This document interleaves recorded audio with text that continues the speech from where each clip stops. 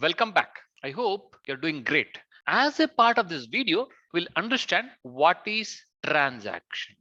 Let us say you have won a lottery of $1 million. So it doesn't make sense to just keep that money and don't do anything, right? So what you want to do is you purchase nice bungalow and car and all those things. You want to celebrate. For that, you are planning to throw a party to your friends. So what happens is when you go to a hotel or in a restaurant, you need to tip the people who are serving you, right? So for that reason, you will go to ATM and you want to withdraw an amount. What will you do?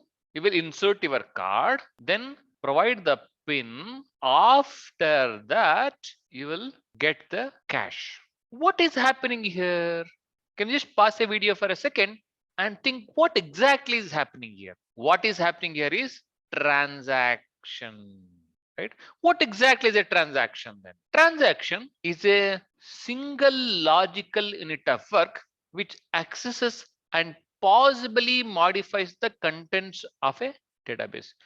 Pay attention here. We are saying it is a single logical unit of work. Why are we saying that? We'll discover that as a part of subsequent slides. It is a single logical unit of work which accesses and possibly modifies the database. It may or may not modify the database. So in order for the transaction to happen, either it reads or writes into the database. Let us take an example here. Let us assume one of your friend wants to transfer a amount to you. So obviously you would have a account in Bank of America. He is transferring to T Bank. So if he is trying to transfer an amount from his account to your account, what exactly is happening here?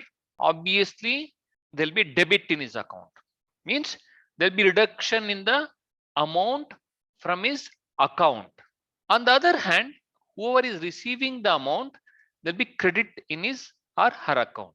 So a transfer of a fund from one bank account to another bank account, even involving multiple changes, is also a single transaction. If you see, there are multiple changes here. Debit is happening, credit is happening. So this whole thing is a single transaction.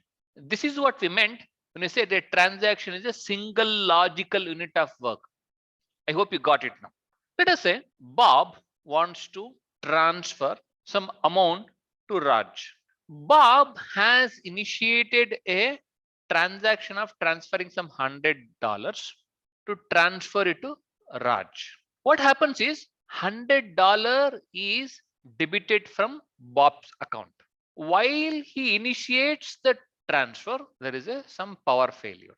So what may happen here? Whether the transaction is complete or it is not complete, we don't know. So how do we ensure that? At the end of the day, what are the transaction you are saying that will be updated in a table which is there as a part of some database, right? So to maintain the consistency in a database, before and after the transactions, you need to have a mechanism to control and ensure the transaction is happening properly. That is where we need to take help of properties. What are those properties? They're acid properties. Hey, what kind of acid we are talking here?